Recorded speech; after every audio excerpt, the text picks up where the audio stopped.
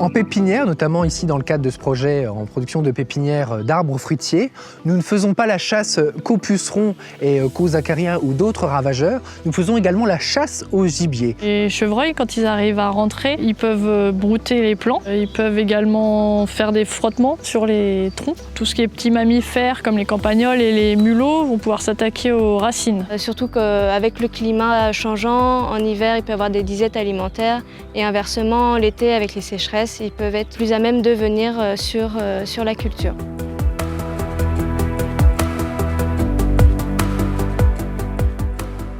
Partout en France, il y a une explosion de la population de chevreuils. Si on ne met pas en place de moyens de protection pour préserver la culture, ça peut être tout de suite très critique, voire vital pour la survie de l'entreprise.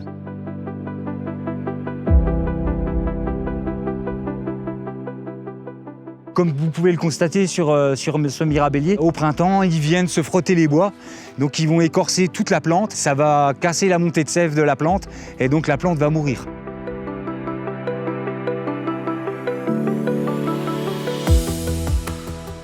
Donc nous avons planté cette pépinière dans un environnement avec beaucoup d'éléments agroécologiques, de nombreux bosquets. On est à l'orée de la forêt domaniale donc de Milly.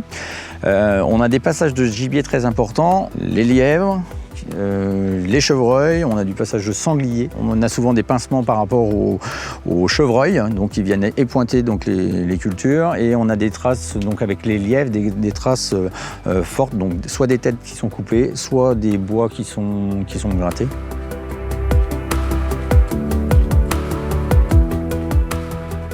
Pour lutter contre ces gibiers, on a mis donc en place le clôturage et la mise en place de grillage tout autour de nos parcelles d'exploitation. Donc en kilomètres, je ne sais pas à peu près combien ça peut représenter, mais je pense qu'on est entre 5 et 8 km de clôture. Ce que l'on fait également, c'est qu'on met en place de l'effarouchement avec différentes techniques qui existent aujourd'hui sur le marché.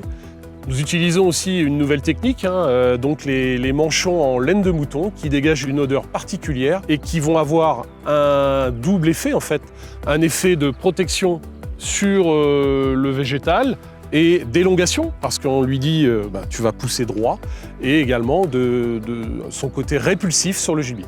En ce qui concerne les campagnols, les mulots, pour faire un petit rapprochement avec le désherbage par binage, c'est qu'en travaillant les sols, en binant, on empêche l'implantation ou le développement du campagnol parce qu'on casse les galeries et ça devient moins appétant pour le campagnol. Si on laisse l'enherbement sur le rang en permanence et qu'on broie, on va avoir une prolifération plus importante de campagnols qui peuvent occasionner des dégâts au niveau du système racinaire sur les jeunes plants de pommiers essentiellement. Sur cette parcelle, nous avons eu la présence de chevreuils il y a quelques années.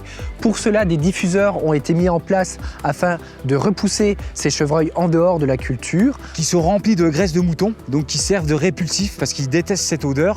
Mais cela n'a pas été suffisant. Cette année, en 2024, la culture d'arbres fruitiers a été, entre guillemets, attaquée par les chevreuils, d'où la nécessité d'installer un filet pour éviter que cela se reproduise. On a mis des protections individuelles sur les troncs pour éviter ce frottement des bois sur les troncs.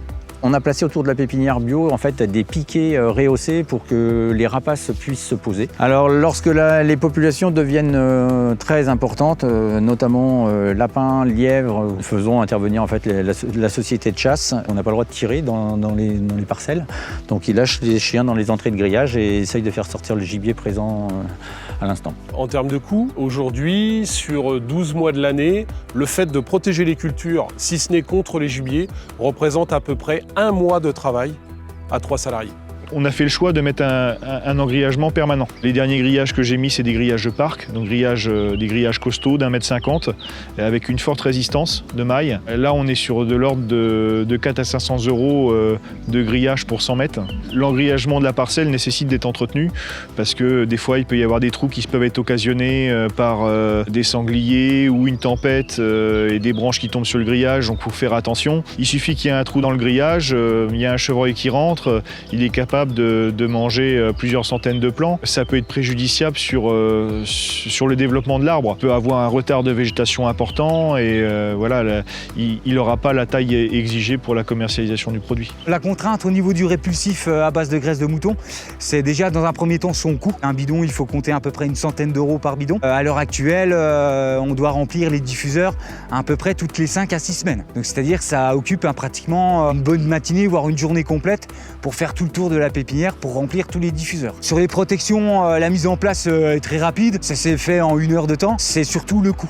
On doit être à 1,50 € le manchon de protection. On ne peut pas dire qu'une technique est meilleure que l'autre ou que telle contrainte est à transposer à une autre exploitation en fait. Ce qu'il faut prendre en compte, c'est l'environnement global de l'entreprise et comment on peut parer à cet environnement global en termes d'impact sur nos cultures. Alors dans le cadre du projet Biofruity, nous n'avons pas fait la chasse au gibier, nous avons essayé de nous adapter à sa présence.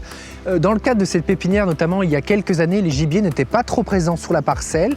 Il y a eu malheureusement un corridor végétal qui a été supprimé, qui servait un peu de nourriture à ces gibiers, qui n'était pas un espace de production. Et désormais, en l'absence de ce couloir, le gibier vient sur la parcelle, d'où la nécessité de réfléchir l'aménagement des parcelles, non pas dans la parcelle, mais également aux extérieurs, pour diminuer la pression du gibier sur la parcelle.